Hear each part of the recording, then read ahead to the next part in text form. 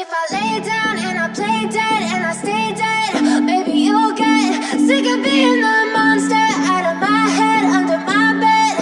Think you're something out of my nose. Oke, kembali lagi di So Jadi Pandit. Kali ini gue mau melakukan preview beberapa pertandingan. Jadi kemarin kan Premier League udah mulai duluan karena Boxing Day, tapi mulai besok sebenarnya sih udah mulai dari malam kemarin ya. Itu liga-liga lain juga sudah bermain. Ya, La Liga sudah main, Premier League juga ada match lagi. Baru 2. Ya, Serie A belum main. Kemarin Ligue 1 juga sudah mulai, jadi sudah hampir full lah. Tinggal mungkin Serie A dan juga Bundesliga. Nah, gue mau bahas preview dari beberapa match. Gue bahas yang mungkin seru aja. Kita mulai dulu dari Premier League. Itu ada Liverpool-Leicester. Ya, Liverpool-Leicester ya berada di papan tengah dengan peringkat 13, dan Liverpool juga ada di peringkat 6. Dan secara pertandingan kemarin lah, kita parameternya pertandingan kemarin aja, dimana setelah Piala Dunia kedua tim ini memainkan sama-sama pertandingan tandang. Liverpool lawan Aston Villa bisa menang 3-1 dan bermain cukup bagus, cukup impresif. Sedangkan Leicester harus kalah 0-3 dari Newcastle di kandang sendiri. Ya, di kandang sendiri mereka kalah 0-3.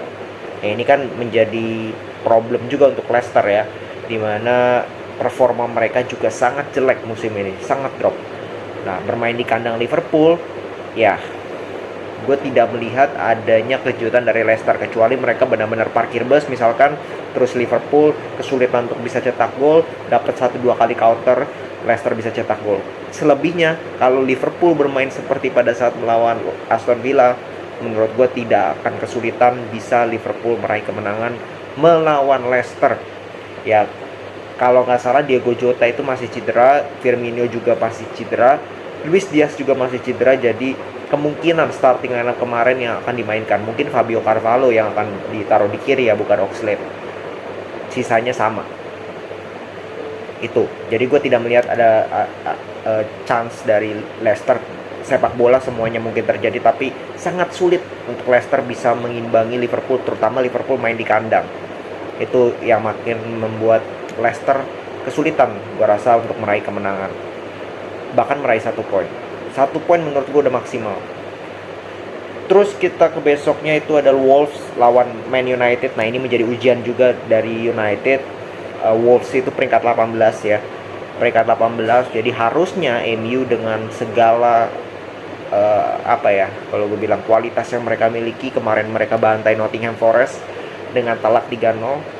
Kali ini lawan peringkat 18, ya harusnya sih dilibas ya sama MU, harusnya. Tapi kan kita tahu juga musim lalu mereka ketemu juga kan berdua, dan Wolves bisa menang di kandang MU. Jadi ya kita lihatlah seperti apa. Kalau MU lini depannya terutama Rashford, Martial, Anthony mainnya efektif, ya mereka tidak banyak buang peluang, gue rasa MU akan menang. Dan MU harus menang, karena kalau sampai MU tidak menang, mereka akan sulit nih untuk bersaing di papan atas. Ya, mereka sekarang ada di peringkat 5, berbeda 1 poin doang dengan Tottenham Hotspur dengan tabungan 1 game. Jadi mereka harus memenangkan setiap laga kalau mau bersaing terus untuk Champions League. Oke. Terus kita ke Man City Everton. Gue bilang tidak ada kejutan ya. Sehebat-hebatnya Everton, gue tidak melihat kejutan. Terutama Man City dengan Haaland-nya ini sangat unstoppable. Kalau menurut gue Haaland itu luar biasa. 20 gol sudah diciptakan dari 14 pertandingan.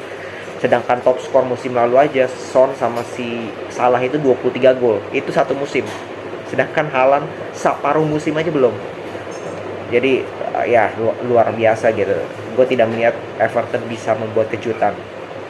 Nah, ini yang seru nih, Brighton Arsenal. Nah, jangan salah, Brighton ini giant killer juga. Ya, giant killer juga, dan Arsenal sedang dalam performa yang bagus-bagusnya, tapi anything can happen. Dari 13 pertemuan mereka 5 kali menang, sama-sama 5 kali menang. Artinya tidak ada yang lebih unggul. Ya Brighton pun di 2 pertandingan terakhir melawan Arsenal, mereka bisa meraih kemenangan lawan Arsenal. Nah ini kan menjadi ujian bagi Arsenal, bahwa mereka ada di peringkat 1, ya semua ingin menjatuhkan mereka, dan kita tinggal lihat konsistensi dari Arsenal ini sampai mana, ya sejauh mana lawan tim yang menurut gue sangat berat.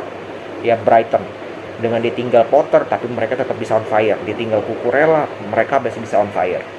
Ya mainnya di kandang Brighton, dan ya gua nggak tahu apa yang bisa dilakukan oleh Nketiah menggantikan Garjes. Kemarin dia bisa cetak gol, ya cuman cetak gol ketiga nggak terlalu penting. Bagaimana nanti kalau misalkan satu tim deadlock, apakah Nketiah bisa menjadi jawaban dari deadlock tersebut? Itu yang gue belum bisa lihat. Terus kita ke, ya itu dari Premier League. Besoknya itu besoknya lagi itu Spurs, Aston Villa, Chelsea, Nottingham. Ya Chelsea Nottingham harusnya Chelsea bisa menang lah ya. Kalau nggak menang ya bubar aja itu. Bubar aja beneran. Terus kita ke La Liga. La Liga gue mau bahas ya Madrid dan juga Barcelona. Madrid ketemu, bentar gue cek, 3:30 mainnya by the way. Gila ya.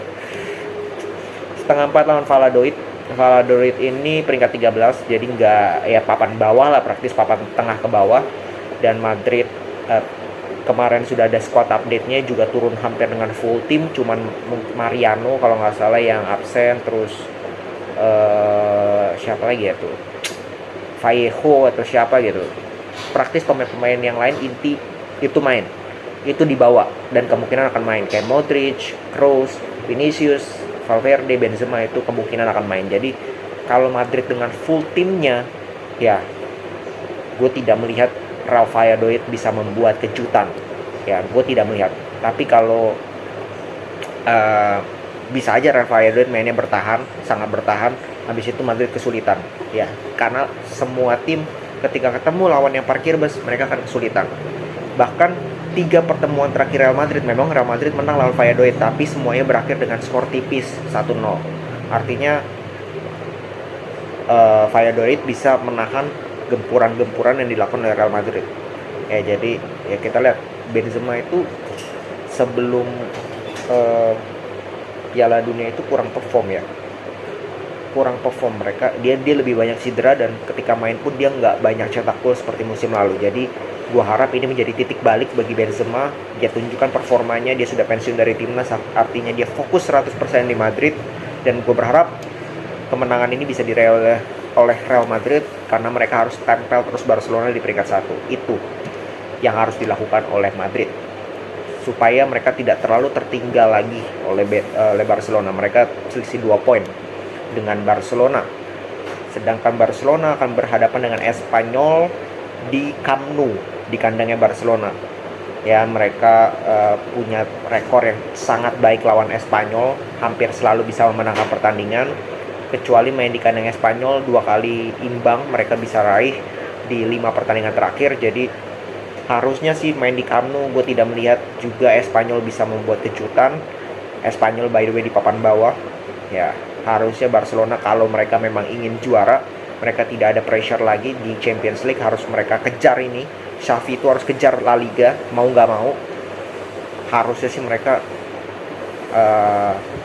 ngegas ya. Tapi jangan lupa mereka main tanpa Lewandowski yang terkena suspend. Nah Lewandowski ini punya peran yang begitu penting menurut gue di lini depan Barcelona. Jadi gue tidak, kalau dilihat dari lini depannya Barcelona lain, Ansu Fati, Torres, Depay, ya jujur aja gue nggak seret gitu. Mereka semua jauh di bawah level dari Lewandowski. Nah itu menurut gue bisa menjadi apa ya? Bisa menjadi PR juga bagi Xavi. Bagaimana mereka bermain tanpa Lewandowski? Karena sejauh ini Lewandowski menurut gue punya peran yang sangat penting di Barcelona. 13 gol bisa dia ciptakan. Jadi itu perannya itu sangat penting. Gue tidak melihat pemain lain punya finishing yang sehebat Lewandowski di Barcelona. Nah, jadi Espanyol kemungkinan akan memanfaatkan itu. Mereka tahu Barcelona tidak akan ada goal getter yang mencetak 13 gol. Ya. Jadi kemungkinan mereka akan parkir bus, dan kita lihat Barcelona bisa apa enggak. Oke, segitu dulu review dari gue. Kita akan lihat nanti hasilnya seperti apa. dan tentu saja gue akan buat review ya. Oke, segitu dulu, salam sepak bola.